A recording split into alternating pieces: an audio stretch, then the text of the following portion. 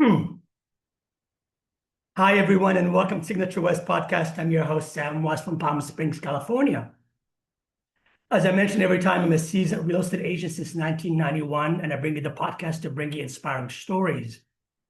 Some real estate related, some are not. Today, we're going to talk about the off-market properties and why they are no longer, at least in my opinion, in demand for investors in the Coachella Valley. That's all I can speak about. I don't know how they are in other areas, in other markets. Excuse me. So before we get there, let's start when it all began, this off-market uh, era. When the recession hit in 2009, I went through a little bit of recessions back in 1992, and the Kuwait War. It was really not that much, but when the big recession hit in 1991, I mean, sorry, that's when I started in 2009. All that was happening, all that was available, is short sales and foreclosures. If you were a realtor that had a bank account that had foreclosures, that's all you did. It was just paper shuffling back and forth, and just paperwork submit to the bank. The bank will say, yes, approved, no, disapproved, short sale. That's all that was being done. If you didn't have those two, you're dead on arrival. It's pretty tough, pretty tough. That lasted for a couple of years. And then 2010, 2011, things tend to stabilize.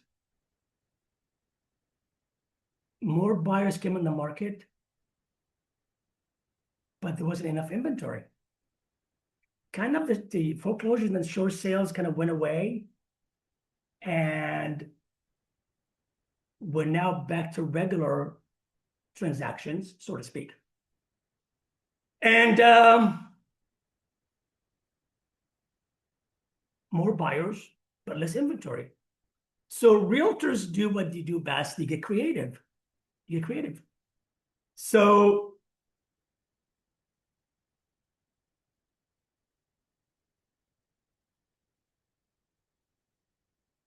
they began to think outside the box. Which means they start to think, let's go for people off market. Let's knock on some doors. Let's reach out to people that might not be on the market. They want to go on the market. We'll sell it privately. Great. And that took off. It became a thing. This is around 2011, 2012.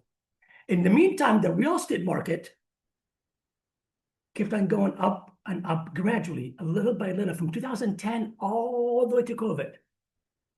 So if you got your license around 2010, 2011, you've never experienced a challenging market, let alone a recession or a down market. It's a different conversation. So off market became a thing, became a demand. Until sellers start to think, wait a minute, wait just 1 minute. Why am I only going to one buyer where I can go on the market and have more than one buyer and maybe even get more money? Then attorneys for the brokers got involved because now it became a legal issue. So attorneys for the brokers got involved and they said, that's true. We have an issue now, no problem. So now agents became required.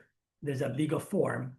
Agent became required. When they do off market, they have to have the seller sign a document saying that they are aware that they might be leaving money on the table if they do it just with one party, one transaction. So we are clear. Some did, some didn't, and we go from there. Great, there's no problem. Now you go post-COVID, you go, market's changing. There's a lot more inventory,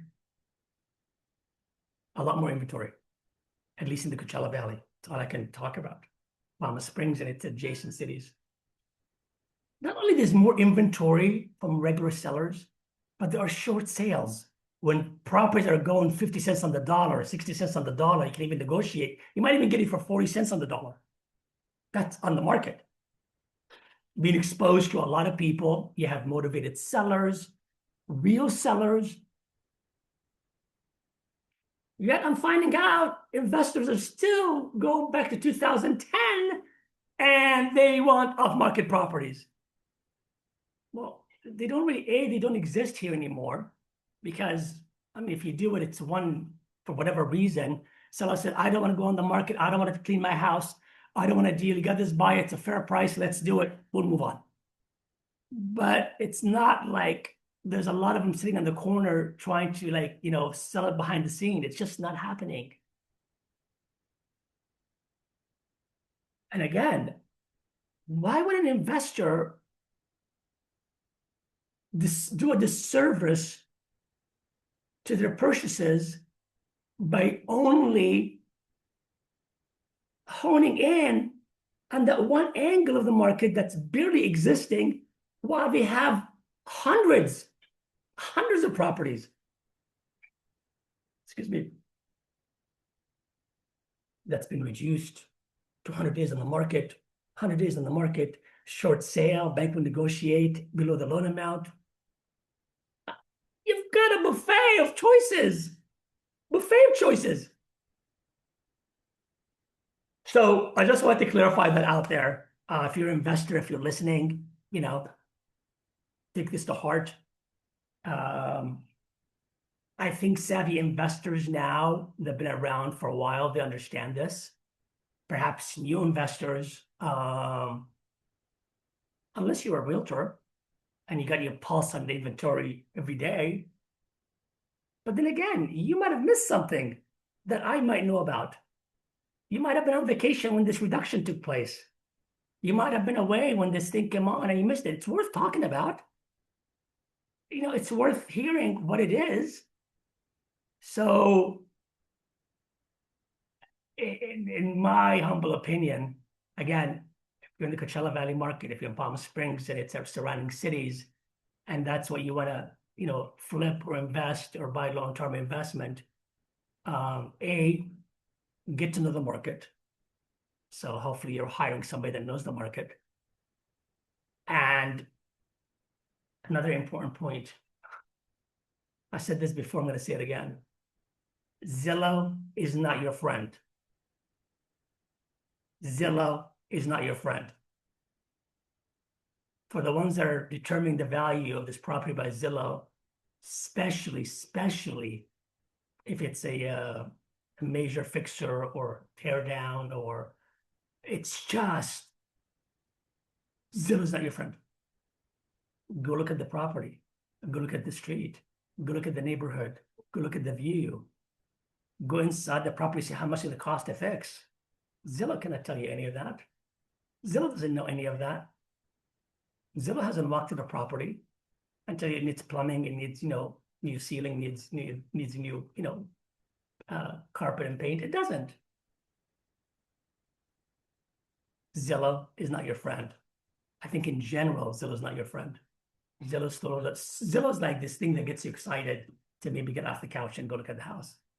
And then you find out, oh my God, that's not what I thought it was. But here we are. Zillow's still here and it's not going to go anywhere.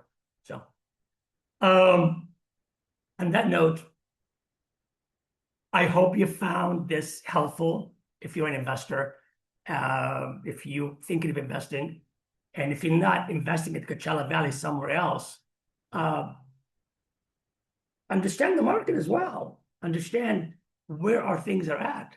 My understanding in LA and Studio City, I just had someone tell me the other day, a buyer, she lost 6 times a $2 million deal in Studio City. 6 times.